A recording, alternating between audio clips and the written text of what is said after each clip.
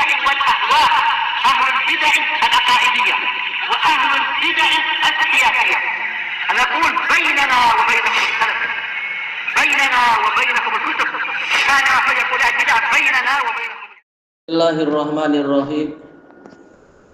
Qala al-Imam an-Nawawi rahimahullahu taala,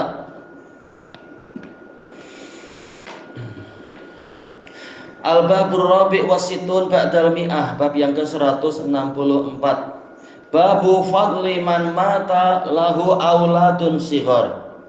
Keutamaan orang yang anak-anaknya yang masih kecil, yang ditinggal mati oleh anak-anaknya yang masih kecil. Hadis ini membicarakan, bab ini membicarakan hiburan untuk orang-orang yang ditinggal mati anaknya, tentang keutamaannya. Tapi disyaratkan oleh para ulama, yaitu belum balik, karena kalau sudah balik ini di luar pembahasan. Masing-masing sudah berdikari, sudah berdiri sendiri, sudah terpisah istilahnya. Tapi yang menyebabkan hati itu sangat sedih, sangat berduka, sangat merasa istilahnya ya, duka nistapa, merasa kesepian, merasa ada bagian yang hilang yang sangat besar adalah ketika anak itu belum balik, betul-betul masih menjadi buah hati belahan jantungnya. Nah, disinilah ujian yang lebih besar daripada kalau anaknya sudah berjanggut juga. Ya sedih, tetap sedih tentunya. Tapi lain dengan ketika anak masih kecil, masih imut, masih elok macam mutiara. Oh, itu kesedihannya besar sekali kalau ditinggal, kalau sampai meninggalkan kita. Dan inilah yang dibahas. Al-hadisul hadi ba'dal alaf, 1001. Wa an Anasin radhiyallahu anhu qala Rasulullah sallallahu alaihi wasallam. Yang tentunya syarat yang disebutkan ulama tadi memang dengan dalil-dalil, bukan membuat sendiri. Nabi sallallahu alaihi wasallam mengatakan, "Ma min muslimin yamutu lahu salasatun lam yablughul hins." Tidak ada satu muslim pun yang ditinggal mati oleh 3 orang anak yang belum mencapai usia baligh, illa adkhalahullahu jannah, kecuali Allah akan memasukkan dia ke dalam surga, bi fadli rahmatihi iyyahum, dengan kelebihan rahmatnya kepada mereka, kepada anak-anak tadi. Muttafaqun alaih. Di sini Nabi memulai dengan pola nafi dan isbat. Polanya itu adalah untuk penguatan. Tidak ada yang terjadi kecuali itu. Tidak ada musibah ini kecuali balasannya adalah surga. Kemudian ditambah dengan taukidun nafi lagi, ada min. Ma min muslimin, asalnya ma muslimun. Muslimun sebagai mubtada. Mubtada itu hukumnya apa? Marfu'. Tapi karena ada min dia majrur. Kita katakan apa? Majrurun lafdhon, lafadznya majrur, tetapi dia marfu'un mahallah. Posisinya adalah marfu' karena dia adalah mubtada. Dan syaratnya di sini muslim, menunjukkan untuk orang kafir maka tidak ada gunanya kesabaran dan musibah mereka, karena seluruh amalan mereka gugur dengan sebab mereka tidak sabar untuk mentauhidkan Allah. Mereka lebih suka syirik. Maka musibah yang mereka alami tidak ada gunanya. Bukan hanya muslim yang terkena, kan orang kafir pun mengalami musibah macam ini. Mungkin bencana seperti yang kemarin di mana katanya di Washington kah, di mana itu entah berapa banyak yang mati, tua muda besar kecil lagi perempuan. Tetapi yang kafir tidak ada gunanya musibah-musibah tadi, karena mereka sudah biasa berbuat syirik, tidak mensyukuri Allah Ta'ala. Maka ini keutamaan hanya untuk orang muslim. Yamutu lahu salasatun. Yamut dan seterusnya khobar, ini fi mahalli raf'in sebagai khobar. Dia memiliki, lahu di sini lil milik, yaitu dia memiliki 3 orang anak yang mati, lam yablughul hins, dalam keadaan salah satu dohirnya ini berarti apa? Na'at. 3 anak yang macam mana? Yaitu belum mencapai usia baligh. Na'at di sini di dalam ilmu usul fikih ini adalah litahsis. Jadi untuk kita mengetahui hukum itu umum atau khusus, lihat Korinah lafadz-lafadznya. Ternyata lafadznya di situ diberi na'at, dan diantara yang mentaksis menyebabkan hukum umum menjadi berubah jadi khusus adalah adanya apa? Na'at. Bukan semua anak, tapi anak yang lam yablughul hins, belum mencapai baligh. Kenapa dikatakan hins? Sebagian hins maknanya adalah dosa. Anak ketika belum balik belum terkena dosa. Tetapi kalau sudah balik baru apa? Baru mulai ada dosa-dosa. Tapi bukan berarti tidak boleh dipukul kalau dia melampau dan tidak sholat padahal 10 tahun saja boleh dipukul. Bukan karena punya dosa, tetapi sebagai bentuk takdib, pendidikan. Nah, inilah kenapa Nabi tidak mengatakan lam yablughul hulm, tapi lam yablughul hins. Intinya sama, belum mencapai balik.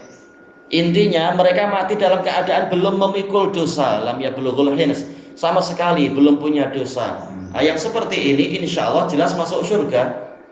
Sebagaimana di dalam hadis Samurah bin Jundub, bahwasanya anak-anak muslimin, bahkan anak-anak musyrikin, mereka masuk surga. Cuma lain, kalau anak-anak muslimin walaupun belum balik, mereka sudah mengikuti orang tuanya kan, mengatakan la ilaha illallah Muhammadur Rasulullah, bahkan sudah hafal sekian banyak ayat-ayat Quran, hafal hadis. Jelas lain dengan anak musyrikin, walaupun masih di atas fitrah tapi tak pernah mengucapkan la ilaha illallah, tak pernah zikir, tak pernah sholat. Jelas lain. Cuma karena mereka tidak berdosa, namanya masih anak-anak, mereka masuk surga. Tetapi sebagai da'amish, dalam hadis yang sahih, kalau tak salah hadis Aisyah, mereka sebagai jentik-jentik di surga, jentik-jentik, tapi bukanlah seperti foto jadi nyamuk.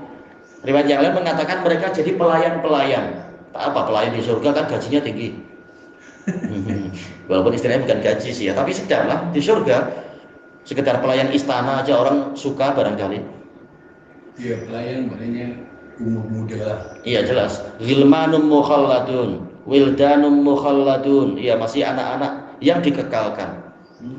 Jadi mereka di surga, tapi tidaklah sama dengan anak-anak muslimin. Jelas anak muslimin termasuk jadi raja-raja di surga insya Allah, atau yang semacam itu.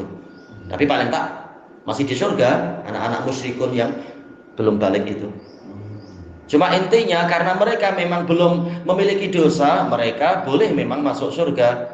Cuma bagaimana orang tuanya? Illa adkhalahullahu jannah, kecuali Allah pasti, walaupun kita tahu memasukkannya ya nanti di hari kiamat, tapi Nabi mendatangkan pola fi'il madhi litahdid, pastilah Allah akan memasukkan dia ke dalam surga.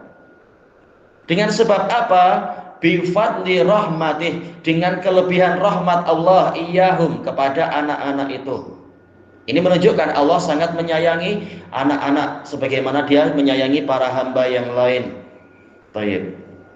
Nah, dengan sebab rahmat Allah yang sangat besar kepada anak-anak itu, Allah memasukkan orang tua yang ditinggal tadi ke dalam surga. Baik. Sebagaimana dalam hadis yang lain yang di dalam Sahihul Musnad punya Imam Al-Wadi'i rahimahullah, tatkala ada salah seorang sahabat yang membawa anak kecil datang kepada Nabi. Kemudian si ayah ini mencium anaknya. Kemudian si Nabi tanya, "Tuhibbu? Engkau cinta pada anakmu?" Maka dia mengatakan, "Ya demi Allah, saya mencintai dia seperti mencintai Anda wahai Rasulullah." Ini namanya orang tua kan, saking sayangnya, masih kanak-kanak. Anak kecil memang membahagiakan. Tentunya harus lebih mencintai Nabi tentunya, tapi saking sayangnya sampai mengucapkan kalimat itu, menunjukkan saya memang sangat sayang wahai Nabi kepada anak ini. Nah, setelah beberapa hari Nabi tanya, "Mana si fulan? Enggak nampak." Maka sahabat mengatakan, "Anaknya sedang mati wahai Rasulullah." Jadi mungkin dia sedang sedih, sedang mengurung diri di rumah atau sedang mengurusi proses kematian barangkali. Nah, setelah itu Nabi jumpa dengan dia. Kemudian Nabi bertanya kepadanya, mengatakan, Anda lupa bertanya atau langsung memberitahu, "Sesungguhnya tidaklah engkau nanti masuk, sesungguhnya anakmu tadi tidaklah mereka itu masuk surga sehingga mereka menarikmu untuk ikut masuk juga." Jadi diberitahu bahwasanya anakmu menantikan engkau. Mereka tidak mau masuk surga sehingga membawamu juga. Ini menjadi syafaat. Anak kecil, yaitu yang belum balik, dia mati, maka dia menjadi syafaat untuk memasukkan orang tuanya ke dalam surga. Ini anak kaum muslimin. Ya, ini syaratnya apa? Mamin muslimin. Ini untuk kaum muslimin. Toyib. Cuma untuk hadis ini menyebutkan apa? Menyebutkan 3. Nah, nanti kita akan melewati di dalam hadis-hadis berikutnya itu 2 pun boleh. Dan yang ana sebutkan di dalam riwayat, di dalam Sahihul Musnad punya Imam Al-Wadi'i itu 1 pun boleh. Cuma tentunya semakin banyak musibah itu 2 atau 3, semakin berat tentunya, semakin besar nilainya. 1 saja nilainya besar, apalagi 2, apalagi 3. Dan ini insya Allah dibahas pada pertemuan yang akan datang. Wallahu a'lam. Alhamdulillahirabbil alamin ya. Kenapa? Keguguran. Itu sama. Yang penting disyaratkan kata para ulama dia sudah memiliki ruh. Soalnya kalau belum memiliki ruh, dia sekedar seperti benda mati yang terpotong dari badan kita. Makanya disyaratkan dia sudah mencapai berapa? 120 hari ya. 120 hari. 120 hari maknanya 4 bulan. Iya, 4 bulan betul. Ada analis orang muslimin itu. Muslimin insyaallah. Itu jahit. Karena apa? Kalau sudah ada roh berarti dia berhak diberi nama, berhak dikuburkan di pekuburan muslimin, dan juga berhak diakikohi, dan nanti untungnya untuk kita sendiri juga. Makanya dia berhak untuk memberikan syafaat nantinya, karena dia sudah ada roh, dia sudah manusia, dia sudah berhak masuk surga istilahnya. Yang kurang dari itu dia belum punya kehidupan sama sekali, berarti dia bukan manusia, sekedar potongan daging istilahnya atau apa yang seperti itu. Wallahu a'lam.